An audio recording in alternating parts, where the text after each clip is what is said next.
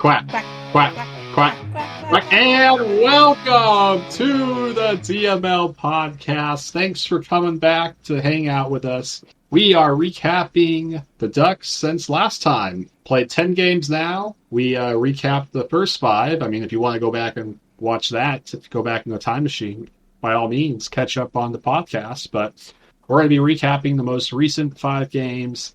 Ducks are back to 500, and I think last podcast, the Ducks were at 500, if not right around there. So not much has changed, but at the same time, a lot has changed. So Ducks record right now, 4-4-2, NHL 500. That's good for 7th in the Pacific, 20th in the league. And if you want to know, only 1 point out of a wild card spot.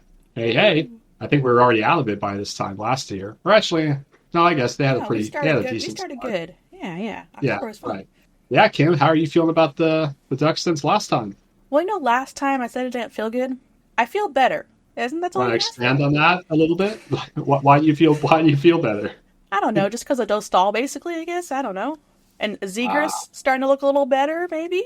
Mm-hmm. Some other players look a little better? I would say, yeah, some more players other than Dostál are starting to look better. I mean, this whole podcast could just be us talking about Dostál, and pretty much every game is the Lukáš Dostál show. But I think last podcast, we were harping on how bad the power play was, but we left the podcast in a little bit of an upbeat note because we said they were going to get their first power play goal in the game, and we nailed it. Right, Kim? They didn't just get 1, they got 2 in the same game. Yeah, let's go. It was against the Sharks, a small step, and since then the Ducks' power play has looked pretty good overall. They're now 5th worst in the league instead of dead last, so that's an improvement. I'd present last. But then they've scored 4 goals. So in that little stand, they had the 2 against the Sharks. Then they had 2 against the Islanders. Yes. Yeah. I mean, you could say in both of those games, like the special teams won the Ducks each of those. Well, the special teams and Dostál won the Ducks those games. Pretty much any point the Ducks have got has been because of Dostál.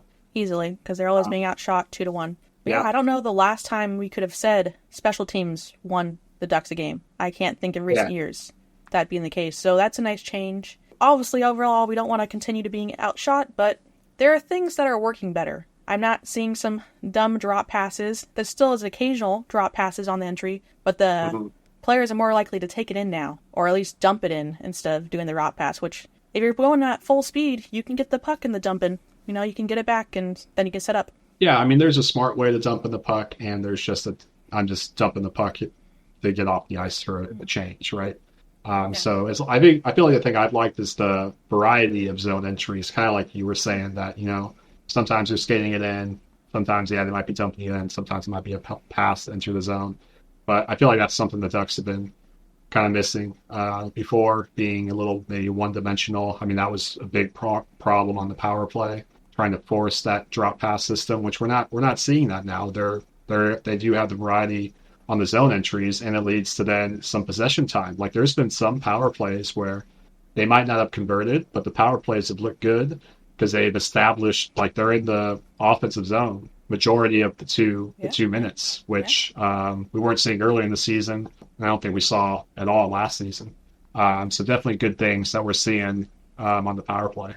Definitely a lot more effort in puck retrieval. They've been good at making, they get one chance, they actually get the puck back and set up and do it again. The goals haven't come as much, like we already mentioned, but Terry's kind of been a little bit higher in the zone to start out, which I think gives more space in general. And then like Matavish would be lower, and it just kind of, I don't know, more space. And there's been movement between the whole group, I feel like. It's still a little stationary, but at least they're like going side to side. So it looks like they look like they're moving for the most part. Yeah, not standing in one place. So yeah, so power plays looked much better. Mentioned the goals maybe still aren't coming, but I don't think that's just true for the power play. I mean, that's true for 5-on-5 too, right? It seems like the Ducks are a little snake bit right now. I mean, there's been some shots that, goalies made good saves. I mean, we definitely need to see more shots, but I'm thinking of Cutter. I mean, Cutter's had some absolute rip shots, some like kind of funny ways that he hasn't scored. Like, I think you brought it up in the video, he got saved by a drop goal stick on one of them. Rough.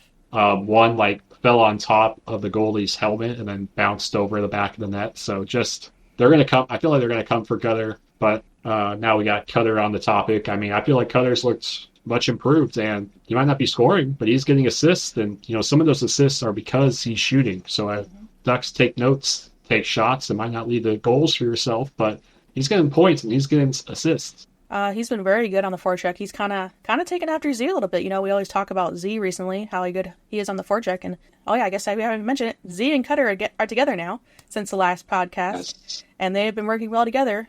Not happy about his line mates, but maybe we'll talk about that in a little bit. Yeah, we were on special teams. I want to finish that off because the penalty kill, we're about mid of the pack on the penalty kill, 15th in the league. The penalty kill looks mostly the same for me. Yeah. I mean, it was 14th last time, and now it's 15th. So it's literally the same. Literally the reason the penalty kill's so good, why the Ducks have been 500 is because of Lucas Dostál. I mean, when he's putting up the saves that he's putting up, your penalty kills can be pretty good. I will say the one thing I do like about the penalty kill is I feel like they do a pretty good job of limiting or eliminating like high danger shots. I feel like a lot of shots come from the perimeter. Which, with Dostál playing the way that he's playing, he should have no problem with those. Deflections seem to be the way to beat him. And, I mean, what's he going to do on those? And then quick cross creases. Again, what's he going to do with those? So I feel like the penalty kill has done a good job in that regard. But that's about it. It seems the only way that we get a change during the penalty kill is Lucas kills the puck, holds on to a save, because there's not very many times that the penalty killers themselves are winning a puck battle and being able to clear it down the ice. Well, I think the biggest change I've noticed since the last these 5 games versus the last 5 games is that the breakdowns aren't happening as much. Like, I felt like in the first 5 games, the Ducks were letting them get right in front of the crease, and I feel like we haven't seen that as much in these last 5 games. So it's definitely, like you said, it's easier for Dostál because they're keeping him to the outside. So that's an improvement. Obviously, playing the diamond they have, it's all about Dostál making the saves. Yeah. It's literally all on him, and hence why the power play or penalty kill looks better. Yeah, exactly. Yeah, it's all hinging on Dostál. He has to be. I mean, that's what they say, right? Your goalie has to be your number one penalty killer, and that's what he's doing. You have any other notes on the special teams before we move on? I guess they have also changed the power play lines around quite a bit. Cutter's now in the second unit. Frankie moved up, and that worked. So the first power play unit looks better than the second still, which we already kind of figured, just because we don't like Z on the second unit still. But I get why he's there to help facilitate, because there's literally no other playmaker basically on the second unit. But when you have Strom, Killorn also on that second unit, there's literally nothing happening. There's no shooters either. Yeah. So they put Cutter down there. I mean, Frankie was there, so Cutter is basically it. And he's got opportunities like we mentioned. So still need to work some kinks out on the second unit, but the first one looking really good. I agree. Past 5 games, I mean, we mentioned who the best player is. I think we had the same joke as last time. Who's the best skater? We know Dostál's been the best player on the Ducks, no doubt about that. But past 5 games, who's stood out to you the most as being kind of the number one player or skater? See, this road trip has kind of have different layers to it. I feel like very roller coaster. One game they'd be good, next game they'd be bad. But probably still the most consistent player is still Troy Terry. Timmy, I think. I think it's still him. He's still leading the way for the Ducks in points. He's still on the point streak, right? He lost it. He lost it last game. Yeah, he did. That's right. So he went out at 8 games. So 8-game point streak for Terry. Pretty darn good. So Terry, in his 10 games, has 8 points, 5 goals, 3 assists. Next closest is Carlson at 6 points, 4 goals, 2 assists. I mean, it's basically between those two that have kind of led the way. Terry's definitely been more consistent. Carlson's kind of been unnoticeable sometimes on this road trip, just because I feel like his line gets hard matched against maybe some better lines, which is the top line. That's what happens. No, I think that's well said. Yeah, definitely Terry and Carlson as kind of the 2 best forwards out there. And like how you mentioned with the up and down from this road trip. Yeah, Ducks, played a great game against the Rangers, take the loss, then played a terrible game against the Devils. Lost 6-2. That was awful. Wow. I mean, I guess technically Dostál wasn't in that game. So that's basically the difference between having Dostál and not, is that's what happens. And Reimer didn't play bad. He didn't. I didn't think Reimer didn't play bad. Just left that to dry. Yeah, I guess we'll just finish it out. Get a win against the Islanders. Islanders really struggling right now. I don't know if the Ducks looked like exceptional that game. Just no. Islanders, just don't look good either. Ducks can't seem to score more than one goal for the majority of the time. They got 2 versus the Devils, but otherwise it's been 1-goal games. And I mean, they scored 2 against the Islanders on the power play, but 5-on-5 they're not finding it. 5-on-5 they are not generating offense basically most of the time.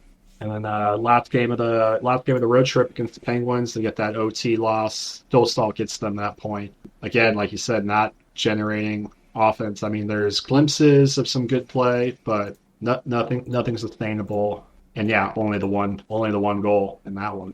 And that one has a bit of controversy. Cutter he didn't get hooked because it wasn't called, but I think that was all to the hands. And if that was a Duck player, that would have been called. That's for sure. It's against one of the best players in the league, so he's gonna get the call. Doesn't matter. They'd rather see Sidney Crosby do something crazy than a rookie, and the Ducks win. Yeah, how many times have you seen that highlight posted by the NHL social media team of him going one-on-one with Dostál? Yeah, the league is gonna eat that up. And hey, it was a great finish, and I think it's maybe a good learning lesson for Dostál there. Throwing a poke, not letting him sit there. Dostál. Hates getting scored on, so definitely something he's gonna learn from. Kind of jumping around here, but I thought I'd throw out my best player. Since you took the forwards, I'm gonna mention the defenseman and honorable mention Cam Fowler. I thought he's not my pick, but Cam gets a lot of hate from this fan base, from our Discord, and just in general, people love to hate him, and I'll stick up for him. I mean. Yeah, maybe those the stat boys might say like analytically he still doesn't look great, but based on the eye test, he's been looking better. But my pick is gonna be Zelli. No more sitting for Zelli. He looks fantastic driving the play. A lot of the times he's the one in on the dump in, winning a puck battle. I feel like he wins the puck battles more often than the forwards do. So just the effort from him. Yeah, maybe sometimes he might exert himself a little bit because he looks tired at some points when he stays out there a little too long or gets some extra shifts. But love the effort from him, and he's just looked good on this road trip. Yeah, a little more on Fowler is that remember how they were talking about limiting his ice time? He's still leading the team in ice time. He's done it the last couple of games, and Zelli's ice time was pretty low at the start of the season, and Zelli for part of these games also did lead the team in ice time, but I think the early games are kind of bringing it down. So maybe Zelli is leading it. Yeah, he's playing with Fowler. So maybe sense. Cronin's picking Zelli to play more, and Fowler's just a part of the line. He's not choosing Fowler. Who knows? I doubt it, but I just think with Fowler is that I don't notice him as much, and when I do, it's actually been positive, which is really nice to see. So this lesser role of not being on the power play, he's still on the penalty kill, has really helped his game a lot more, and very happy because he's a nice guy. We love him still. I mean, he hasn't lived up to the hype, but memories. I mean, and like all-time defenseman, leader in pretty much every category. I mean, he's been on the Ducks his whole career. Yeah, he's getting close to 1,000 games as a Duck. Very close. He got 16 more games to hit 1,000. All right, well, he'll hit that this season. It's coming up. But yeah, Zelli just looks. Oh, I just can't believe how good he looks. Just he's taking over. And we're talking about Zelli, and then what's happened to Minty? I feel like he's been almost unnoticeable. I feel like DML has looked better, which is, I'm shocked. Like, Minty's not on the power play, too, which is another weird thing. Lacombe has been out there, and I don't like that, personally. Lacombe being I was going to say, Minty not being on the power play almost limits his swagger a little bit, I thought. Yeah. He looked really good on the power play last year, so I'd like to see him back there.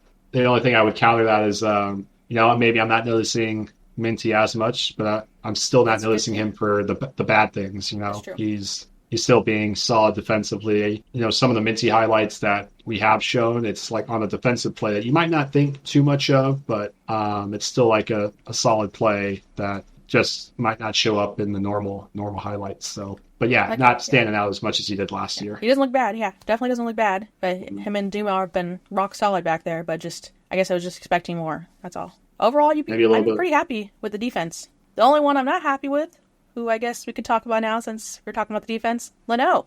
And today, we found out he got sent back down to the goals in the San Diego land. So, That's interesting. I mean, he's been rough, very slow to make plays. Unpolished, yes. Mm-hmm. You know, he had flashes of being brilliant, you know, on the offense and in the forecheck. Rough on the power play. Never really shined there, which is kind of weird because that's kind of his game. But definitely going down, playing a number one role with the goals will help him. Yeah, I agree.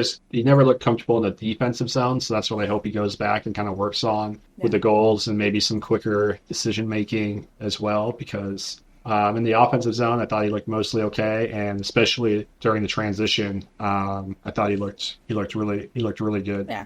Maybe not really good is the right answer, but I thought that was probably the strongest part of his game when he was up here. So writing was kind of on the wall for that one. But at the last two games, you know, Zelly's not going to be getting nights off, and you know, maybe Vakanainen's going to get some games, which I've been wanting to see Vak. He hasn't really, you know, I feel like gotten a chance this season. One game, right? One game, yep.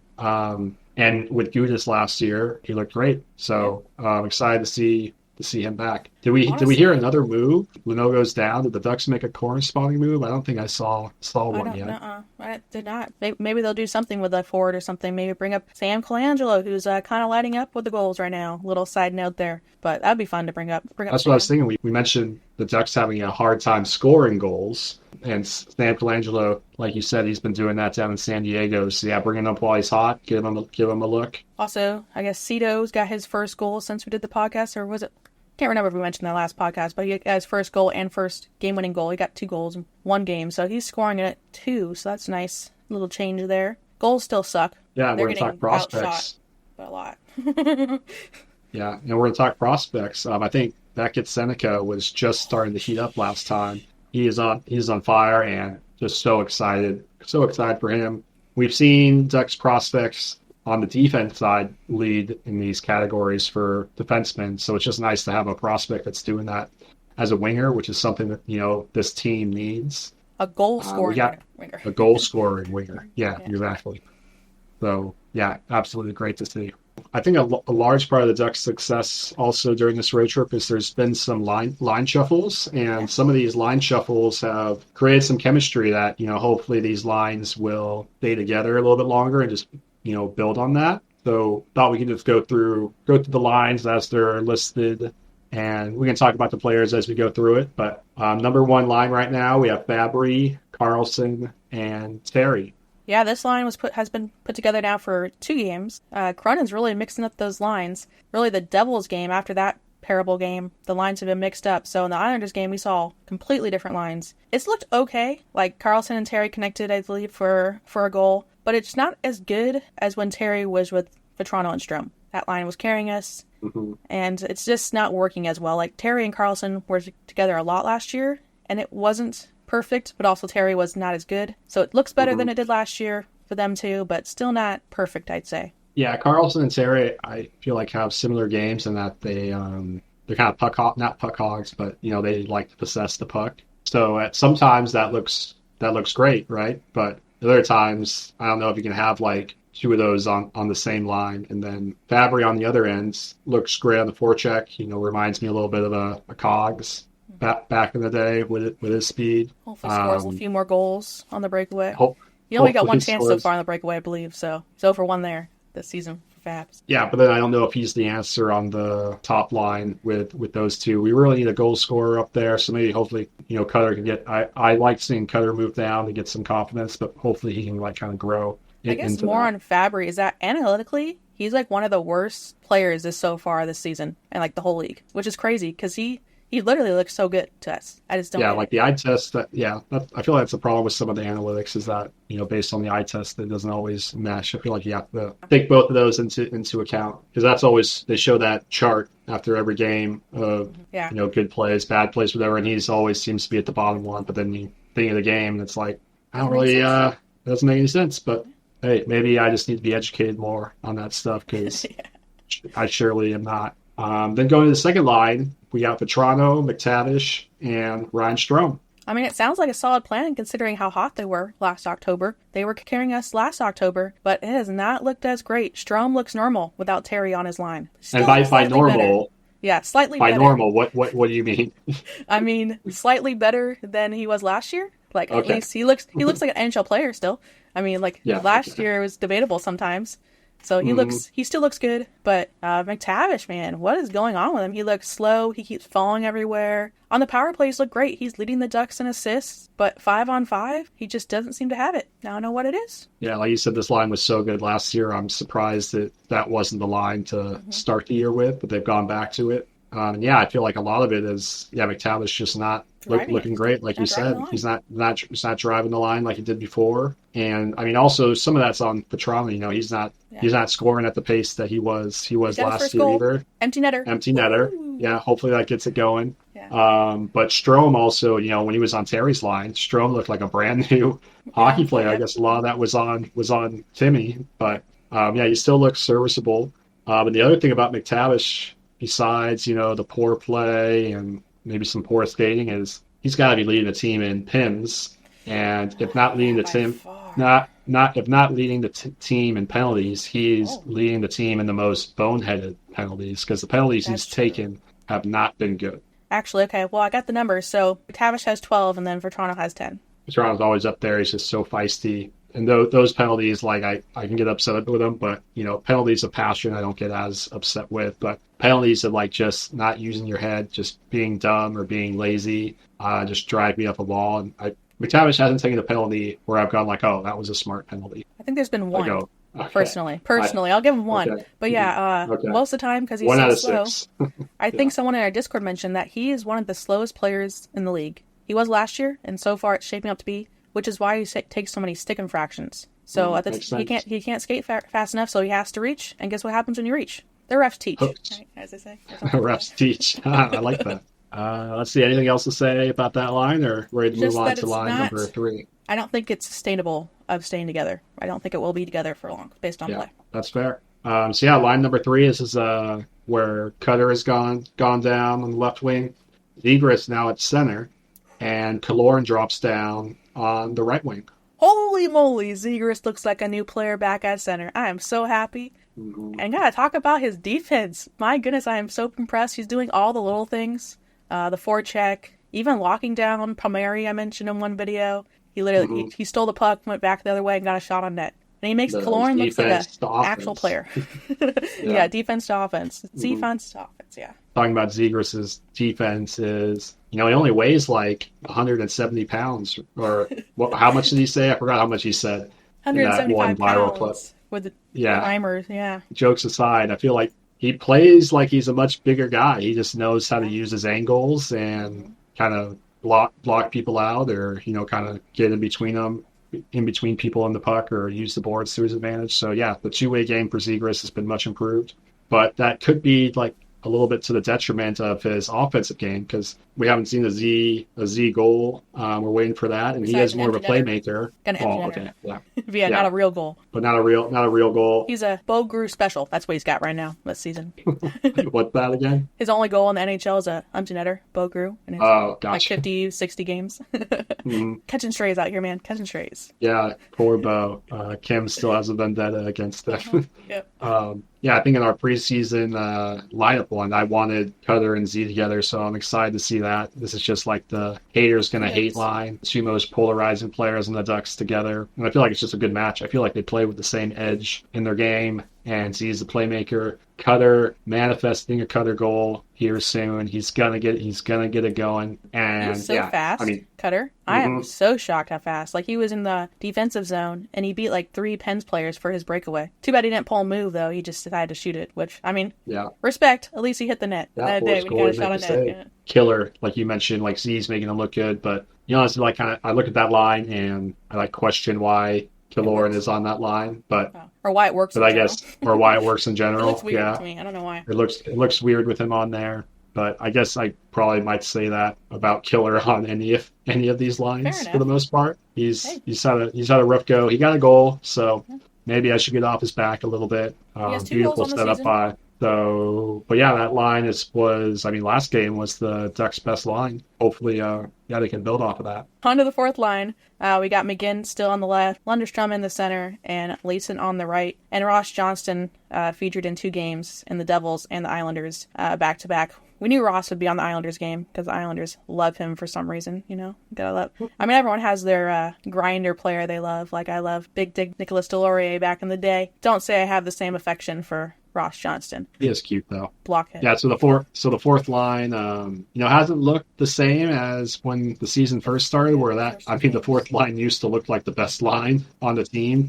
That's the energy that they had, and then Lundy got hurt, was out, and then now it's back together, and it just doesn't hit the same. Doesn't have the same mojo. Yeah, it could have been a matchup issue the last few games, maybe. I don't really know. It's just so weird because I'm guessing Lundy's not quite 100% because he's taken a couple hits to the head since we last podcast. I mean, when he got hit, but he was knocked out. He came back really quick. Still shocked he did, like a week. And then he took a puck to the face, and then I feel like he got run over. It's a couple things going on with him, I feel like, with Lundy. Yeah, I mean, even if he's not hurt, I mean, just psychologically, like, taking hits to the head, getting hit, it's just going to be in the back of your mind. It was the Isles game. He got the hard hat. I mean, that was the best game of the season. And Lundy overall is playing some of his best hockey of his career.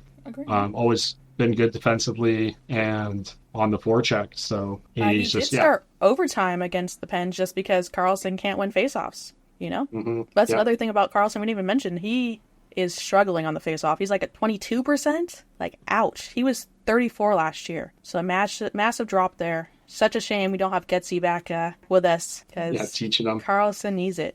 I mean, the whole team struggled in the face-off circle. We're dead last. So Lundy's our best option. This is where you're really missing Rico. He was our face-off specialist. Hopefully that improves. Yeah, for Met. Oh man, that dude was absolutely nails at the face-offs. He can hit a couple roughs for us too while he's at it. Yeah, a couple slashes. I will say though, this is a random broadcast stat. The Ducks are winning the penalty battle this year. I think they're +4. I think our season prediction was not the case on that one. If the Ducks would lead the league in penalty minutes, and I just went on history. Yeah. Didn't think it was going to happen. 20 years of history. It's still early. It's still early. Yes. But that's just an improvement in itself. It just shows that the Ducks are skating more than they used to. Yeah, in spite of McTavish, that's the case. In spite of McTavish, yep. And for Toronto, I mean, we've mentioned that the lines haven't been quite perfect. We mentioned that Zegras, Cutter, and Killorn have looked really good. They seem like they found something. The fourth line, it looked good at the beginning. Maybe they can find that spark again. But the other two lines don't seem to be clicking as much.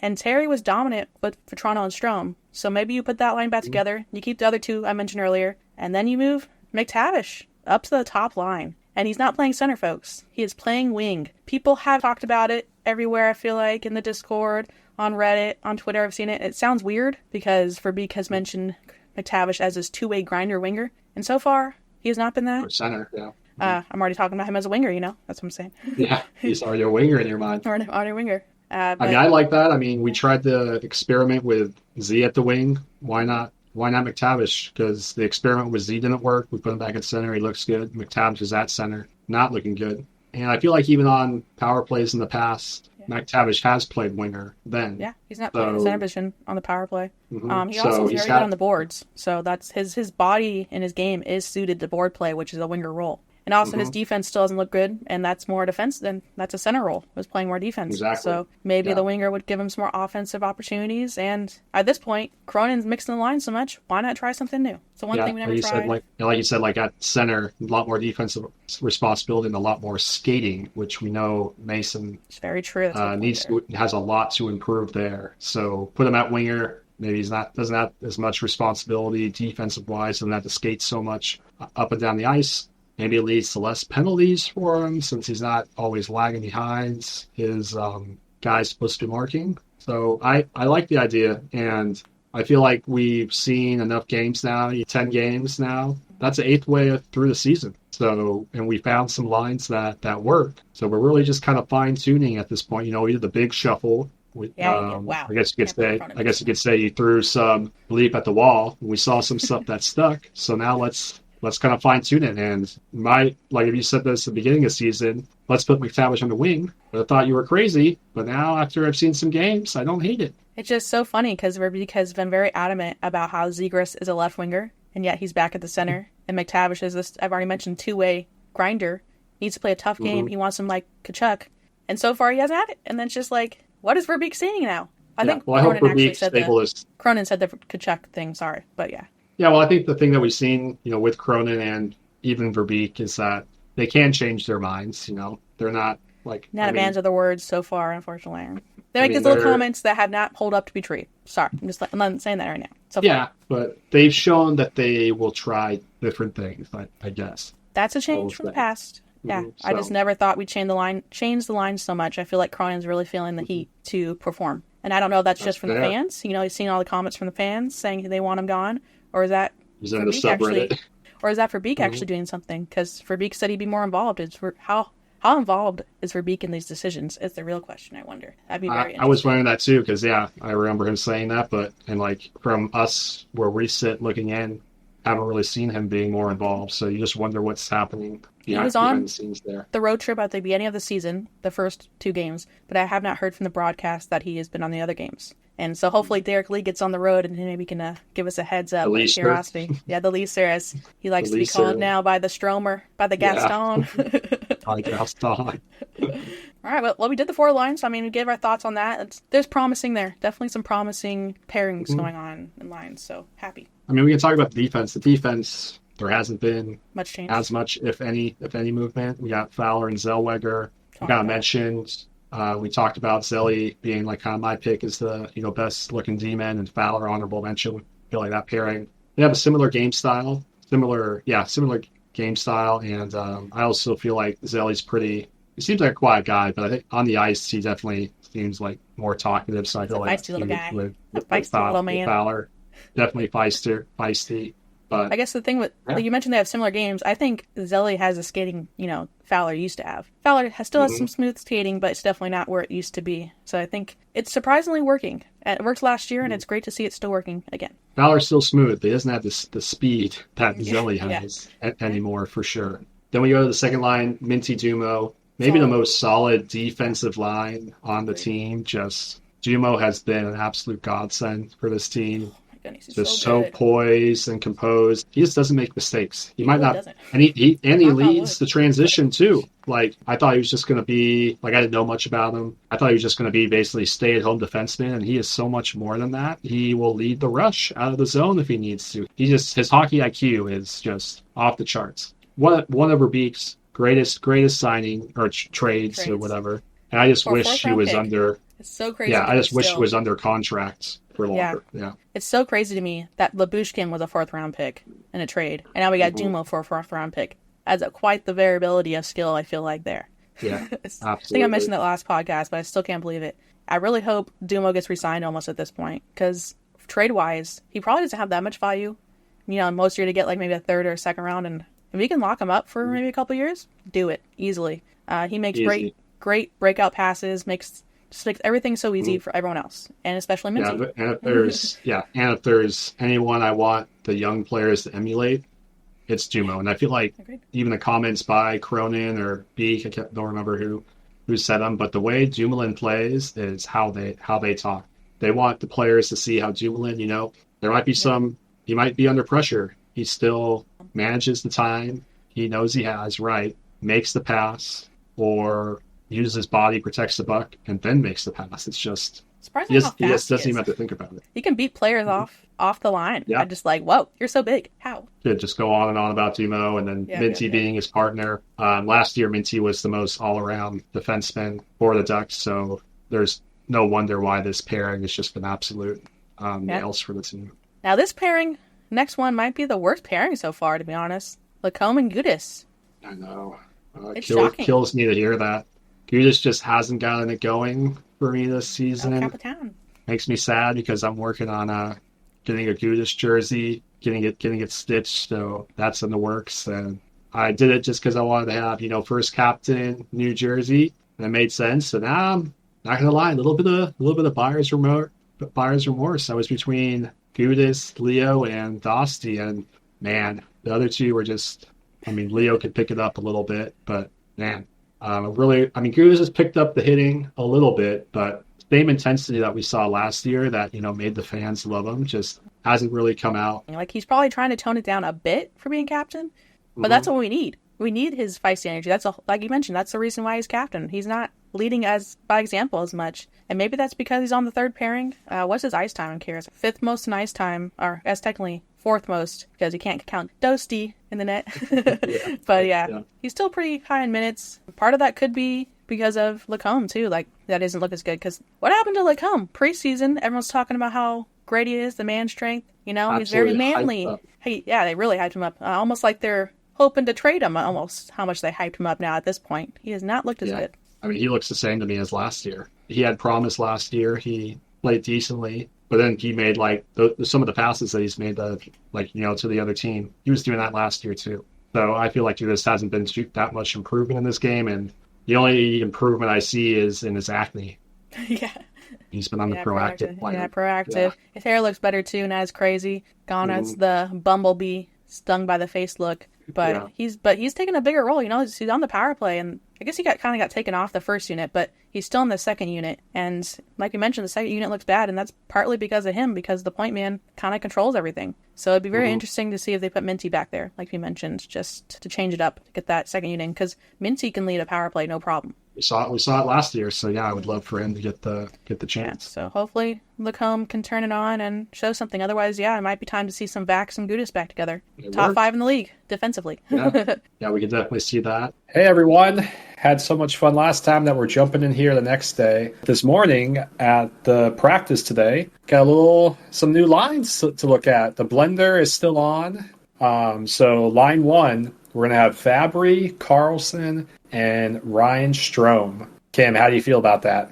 Well, I like the thought process, I guess, kind of, just because Strome plays better with a better player, as we saw with Terry so far this year. So maybe it could work. I don't like the idea of Carlson passing to Strome for him to miss. Granted, he's been hitting the net more, but doesn't seem like a great idea in my eyes. Yeah, I think I had the same take. And then, when that line was Fabry, Carlson, Terry, I think Fabry was the one that looked kind of out of place on that line. So maybe putting Strome on it, like now, kind of makes the skill levels mesh a little bit better. But I'm not a big fan of it either. I mean, we talked about our idea of putting, McTavish on the wing.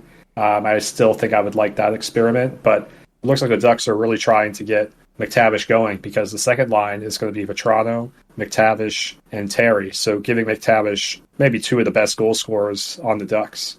I don't mind it. I feel like McTavish and Terry have shown chemistry in the past. They were together briefly one time this year, and it wasn't terrible. I'm intrigued by the line. I think I'm more happy that they kept the other 2 lines that we mentioned together. Zegras is still at center with Cutter and Kaloran, and then the 4th line stays the same. Yeah, I mean, we do need to get McTavish going if this team is going to, get better and be competitive. He's a huge part of the Ducks' future, so I think it makes sense. Yeah, I don't hate it. I kind of see this as McTavish's last chance to stick it at center before you got to try to push him out to the wing. I mean, if he's not looking good with the goal scoring caliber of Vetrano and Terry, then I don't know if he can handle the job as a center. I think the best thing about having Terry with McTavish is that Terry has been driving lines, as we saw with Strome and Vetrano. So if McTavish can't do it, Terry should do it, and that should help bring McTavish along, is the thought process, I guess. I guess it's just the skating we've seen from McTavish I'm still a little wary of, because if he's going to be having maybe more of the winger role in that case, and he's supposed to be in on the forecheck, maybe first or second guy, I don't know if he has the speed to really get in there. I mean, he can definitely grind it out once he gets there, but it's that initial puck retrieval that I guess I'm a little more concerned about with him. Well, I guess another interesting note is that there's no Gibson at this practice. I kind of speculated maybe he would be in the next game, but there's no Gibby. No Gibson still. Yeah, we're still waiting. I mean, he's practicing. He seems like he's healthy. He seems like he's close.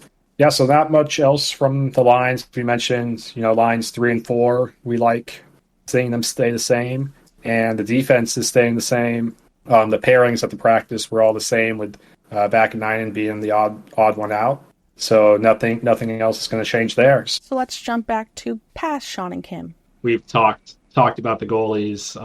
Reimer looked pretty solid in the game that he played. I mean, great that the Ducks were able to get him with Gibby out. I mean, he's done his job. I am wondering when Gibby is gonna come back. They say he's close. He's practicing, but he went on the road trip and didn't play. Shocked. Just out there to get some touches, I guess. I don't know. I mentioned the video today. Maybe he'll play against the Blackhawks. That'd be a pretty good warm-up game. Just, one of the bottom league teams back at home. Give Dostál some rest from the road trip, and then Reimer goes down, and I don't know how he doesn't get claimed. Some other team is gonna could definitely use the services, especially, Pittsburgh could definitely use the services. Pittsburgh. Granted, Nedeljkovic was pretty good in the game. He made some great saves towards the end. But he did play against the Ducks too. Yeah. Then we've mentioned Dostál and just how good he's been. And I'm just going to read through his stats just so people know best in the league how good he's been. Played 8 games, won 4, lost 2, and then lost 2 in overtime. He's got a .945 save percentage. Went up. Just insane, especially if you look like league-wide. Scoring is going up in the NHL, and the average save percentage in the league, I think I saw an article for like the first time in who knows how many years, is below 900. Yep. Dostál is sitting there at a 945. The next closest goalie is Jake Ottinger, 938. And then after that, you're going down to 920s. There's a couple of guys. So Jeff, or actually, I guess I don't have this sorted right, but I think I'm still true. Yeah. Freddie's up there. Freddie's up there too, with 940. Yeah, just insane. And the sample size is he's faced the most shots, and he's still leading the league. Yeah, that's the other thing. He's faced the most shots, and he still has a save percentage that high. He's tied. He had the shutout to, kind of start the year. There's a bunch of other goalies that have 1 shutout. Could very well have had more shutouts, too. It's literally been the only way, like we mentioned earlier, the only way to beat him is through a tip. Otherwise, if he can see it, he's stopping it. Even if he can't see it, he's stopping it. So much fun to watch. He's literally giving me hope for this Ducks team right now. It's just so good positionally, and how quickly he moves laterally. Like, I can't tell you the number of times where I thought he was going to get beat on a wraparound just because the whole net was almost open. And then he gets over, like, time to spare. He has been so good. And probably one of the stats that shows just how good Lucas Dostál has been, and I saved this one for the end for the reason, is his goals saved above average. It's kind of one of the more analytical stats, so I'll just read a little definition that, Hockey Reference has. This is the goals this goalie prevented, given his save percentage and shots faced, versus the league average save percentage on the same number of shots. So, Dostál has faced the most amount of shots, so maybe that plays into this a little bit. But his goals saved above average is 14.09. So through the 8 games that he's played, he's saved 14 goals. He saved almost 2 goals per game above average in each of those games. And if you look at how the Ducks have won, it's close. 1-goal games, yep. 2-goal games. And so that stat just shows how valuable Dostál has been. And the next closest, Jake Ottinger, 7.26. He is doubling the next guy in the league. I did not know that part. Oh, my goodness. Doubling. And I have it sorted right this time. Doubling. Absolutely insane by Dostál. All the love and credit. He gets a ton. You can argue it's not enough because it's Ducks fans shouting this. The hockey guys give them love. I'll say that. He's saying he's a Vezina candidate already, but I don't even watch the national hockey media too much, so I don't think they're saying anything about just how good he's been. But, man, we are just so blessed to have him on the team. I know Elliot Freeman mentioned today in his podcast briefly that Dostál probably doesn't love all this attention he's getting, but he's earned it all. The only things I've seen is that people say, when they do mention how good he's been, he's been really good, but it's not sustainable. Which, I sure, agree. Dostál's going to have a rough patch, but so far. if this is Dostál's 24? Yeah. He's doing this as a 24-year-old. This is not peak Dostál. 27. Goalies usually take a little bit longer to mature and hit their prime. Dostál's doing this as a 24-year-old. Kim, what were you doing as a 24-year-old? Was that COVID? Yeah. I think that was COVID. It was more rhetorical, but just to emulate a point of how young he is and what he's doing. Nothing is just, elite. Nothing insane. Legendary worthy or Vezina worthy, that's for sure. Yeah, exactly. Me too. Not same here. Not just trying to call you out. Oh, that's crazy. So we saved the Dostál love for the end. We really should just have a whole podcast. I could build a list. Break down every just shift. go through each game. The hair, as you mentioned, absolutely slays there. I already talked about it in a video. I had my girl out moment. I have those girl out moments too. I want to know where Dostál has gotten. Yeah, that was probably one of the highlights of my Ducks fandom. We went to Barracuda goals game when Dostál was in the goal, made him the heart sign. He like started busting up. It was hilarious. He like started laughing so much. So that was pretty cool. But Kim, anything else to say about the Ducks since the last time we talked? I mean, we've We been get to go talking to for a a hockey little bit now. game. That's The right. Ducks are home We for need to look ahead. 6 games. Woo! Yeah. We get a 6-game homestand. Gone is the road trip. Oh, who do they play? That's right. I'm curious. They got Blackhawks, Canucks, Wild, Columbus, the Knights, and the Red Wings on this 6-game homestand. So realistically, I see at least 3 wins. Blackhawks, Columbus, and the Red Wings should be a good test, but they're definitely better than us, but they're similar-ish, rebuilding standish. They're close to playoffs last year. Yeah, I would agree. The Ducks do have the chance. I feel like when they do play better teams, they do a pretty good job of playing up to the other team's competition. We saw, the Utah game. Maybe they're not to the elite one yet, but they were playing some pretty good hockey back then. We saw they played against the Rangers. Yeah, the best example of playing up the competition, because that was an impressive performance for sure. And if they do 3 games, I mean, they're sticking at 500. And if they stick at 500 again, I mean, that's massive improvement. I think you said, if they stick at that 500 for the rest of the season, that's a 23-point improvement. So, 500 would be 82 points. You get 2 points for a win. So 82 points on the season sounds really good to me. Yeah, so that would be great. So that's going to be fun to have a nice long homestand, see the boys. Hopefully that helps them, kind of generate some more offense, having a little bit more consistency. Yeah, I think that's going to about do it for this podcast. I think we got some... But we'll do the same thing. Yeah, I was going to say we do this every podcast at the end. Yeah. We got a special channel on our Discord for podcast questions. So if you want to participate, go ahead, hop in the Discord.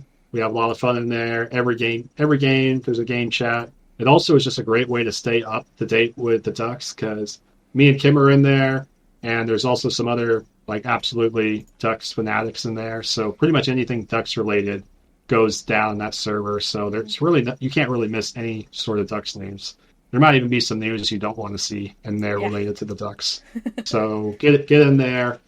A lot of fun, and we love getting your questions. So the more the merrier. So Kim, you want to take it away with question number 1? Sure. I think I actually messed up your camera, so sorry if you can't see Sean for the last 10 minutes, because I had the Discord questions pulled up, but I had it in the app where I was using to record. So you got the audio. You did them a service, Kim. You think so? Oh, they missed your. You got to hold your hand up there, Sean. You got to do this again. I think I covered that part. There we go. Dosty hand heart. Dosty had to do it again. There we go. First question. Can Flyers fans F off? Yeah, they were enjoying Cutter's turnover to Crosby in overtime a little too much. They were literally hate watching the whole thing. I guess they're not enjoying Jamie very much, I've been hearing. They gotta look at watch what they missed out on. It's funny. They literally just search for his name on Twitter just to find a post to comment on, because otherwise they're following a bunch of Ducks fans to find these posts. There's no other reason to find it. So that's what they do in their spare time. Go after a 20-year-old. I mean, it just sums up Philly fans right there. Let's see. Let's go to the next question. Can McTavish find his groove after the first month? Yes, I think so. And maybe, like we mentioned, that groove will be on the wing. That's the only thing we can hope for. Hopefully he's not hurt or something. We didn't even talk about he just. You never know. You never know. You never know with hockey players, right? Never know. He'll find it. He'll get there. By the end of November, it'll be a thing of the past, I think. Yeah, I mean, he had that long stretch last year where he was arguably the Ducks' best player. But Toronto got all those goals in large part because of Mason McTavish. So hopefully... He is capable of driving a line. He is capable of it. Yeah, he is capable of that. So I don't see why he wouldn't be able to get back to that. He also put on some weight in the offseason. He is absolutely yoked now. He's one of the heaviest Ducks on the team. And he's not tall. He's not a tall guy. McTavish is now 213 at 6 foot. And the biggest guy on the team, Ross Johnson, 6'5", 230. So McTavish is only 17 pounds less than Ross Johnson. And Ross. Yes, and it's all muscle. Yeah, it is. Yeah, he is shredded. Yep. So maybe it's taking them some time to, kind of get used to, the heavier frame now, or I don't know. I'm trying to think of stuff, but yeah, I think he's got to find his groove. within this He wants to. first He month. wants a big contract too. Yeah, This is a contract sure. year. Contract at year this for point, him. at this point, he's getting a bridge deal, and the bridge deal will be less than what Z got, less than $5 million. True. At this point, Z had the more points at the point where he got his RFA contract. So we'll see. Next question: what do you expect Dostál's next contract if he stays on this pace? It has to be more than Swayman, right? Swayman's 8.25 for 8 years. By then, probably It's next the year. other goalie contract out there is going to fall, which could be the largest goalie contract Shesterkin? Yeah. of all time for Shesterkin. So He wants I mean, like 12 or 13 million. So yeah, Shesterkin. I don't think he's going to get that, but no, definitely not. if it's going to be an 8x8, sign me up for an 8x8 I would do that deal I would right take now. it now. Yep. I would do that deal right now. So I think it's definitely going to be higher than that. I think we're looking more into a $10 million range. 9, 10, yeah, I agree. If Verbeek doesn't get that done soon, Dostál will be getting almost a double figure. I agree. If he keeps it up at this this pace, at this level of absolute, he's the number one goalie in the league. I mean, you can make an argument that he could go out and ask for the Shesterkin deal if he does this the whole season. I mean, at 24 years old, 24, 25 years old at the end of the season, probably. And if somehow the Ducks make the playoffs, it's because of him.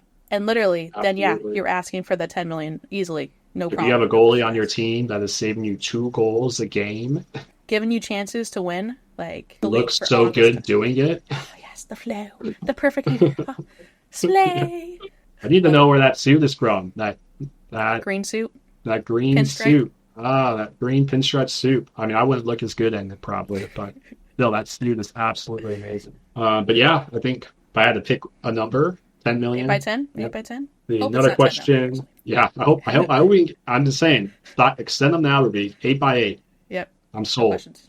Who would be your trade bait so far, and who do you think would be a good fit for this team? Well, I think the trade bait still is probably Fowler and Gibson, right? That's always the question. I mean, Z's probably still there just because Z, right? But Fowler's there. But I think if you're going a little more off the board for Toronto, he's kind of there. He's doing what I thought we kind of would do. I didn't think he was nowhere near going to be the same as he was last year. Really should have traded him last year. As much as I want to keep players around, I still think he gets extended. I don't think he'll be traded personally, but I think there's been rumors about teams being interested in him. He's a very solid, cheap deal for a playoff team, and I think he's probably number one right now, personally, is just based on his contract and how many teams want him. I think he would be the number one on the list for trade bait. Yeah, I was gonna say Vetrano as well, but then when you mentioned like how the players that you want to keep around because you like them, I was thinking of Dumoulin. I mean, it's he's here for 1 year. He could easily. It kind of depends on how the Ducks season goes. You know, if they stay at this 500, they're kind of like in the mix, maybe he stays. But if the Ducks, kind of start underperforming a little bit, then I think there's definitely going to be some teams that are interested in him. And the other thing I'm thinking is defense right now reminds me a lot of, I forgot the years, but their young defensive core that they used to have. Montour, Theodore, Votman, Lindy, and the Ducks have a similar kind of situation now. So I feel like one of the young D almost could be going this season too. And what do the Ducks need? The Ducks need scoring. The Ducks need somebody that can score. I might not be the most knowledgeable on who those players are, but that's what they need. They need, and not just scoring. They need proven scoring, which is one reason why I think Vetrano, while a lot of teams might have him, Vetrano can do that. I mean, maybe not at the pace that he did last year, but this team needs 20 goal scorers as well. I mean, going back to your D thing, I mean, we kind of joked about maybe Lacombe was being talked up just for trade bait. And at this point, he has not looked worthy of being kept around, unfortunately. I'd say he's still at the bottom of the totem pole for my Ducks defenseman. With people down in the goals, got to come up. Leno should come up eventually. Kind of do like the Zelly thing. He probably will come up and take Lacombe's space, I think come trade deadline, we're going to see a lot more kids come up in this lineup, and I think that people have to be traded for that to happen. We mentioned Fabry earlier. He's on that 1 year deal too. He could definitely see someone, a playoff team, taking a chance on for some spark. There's definitely options. Basically, it's based on your contract, Typical, if you're a 1 year deal, we're going to try to get some value for you. Yep. Yeah.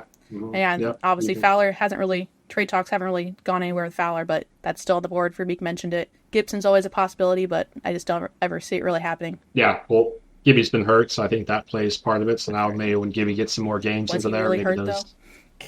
yeah, They were maybe, talking maybe trades. those discussions heat up, and then yeah, you mentioned Zegers is always in the trade rumors. Everyone likes to say like, oh, Zegers not a superstar, not a two-way player, but oh yeah, I'd trade for him right Yeah. afterwards. So Yeah. he's still people want him.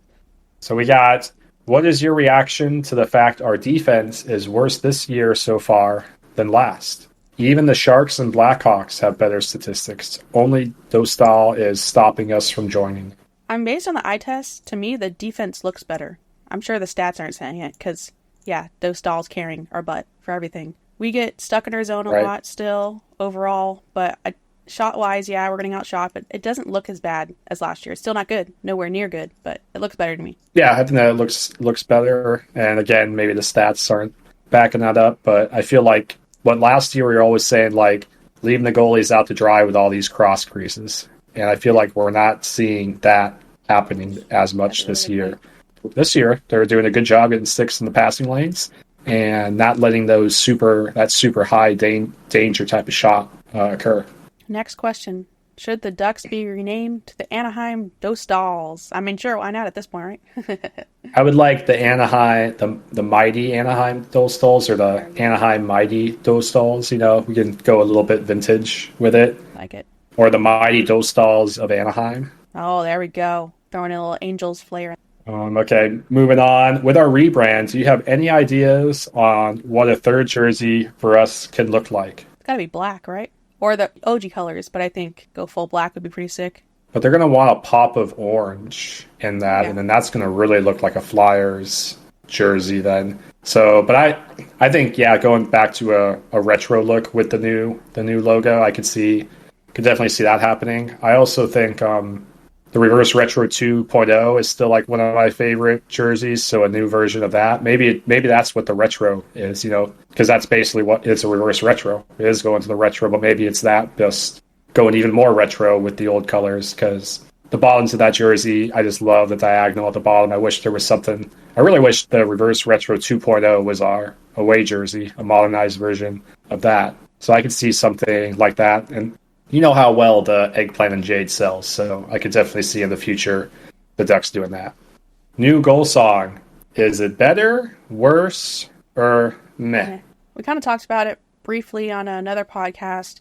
We don't think it's better, but the story behind it's probably better, because Pennywise, big Kings fans. We had trouble getting them to come perform at the Stanley Cup parade because they're Kings fans. That's what JoJo said. So in that regard, I think it's way better. We're supporting an Orange County band that actually likes the Ducks, not Kings fans. There's been so much marketing on this new era of Ducks hockey, and while I love Broham, have great memories of Broham in past years, especially at those playoff games and just singing along to that one, if we weren't going to change it now, it was never going to be changed. So, new era of Ducks hockey, and we haven't had too many home games recently, but I did try to sing along to the new goal song. I think it needs to be a little bit turned up a little bit just so you can follow along a little bit better. But it's fun. I like the variety of the Hayes and the O's. You know, I could see it being kind of growing on me. I think if we get all the crowd going, it will be fun. Yeah, and then there's the victory song. I'm still warming up to that one. That one doesn't really. Haven't heard it enough. Yeah, but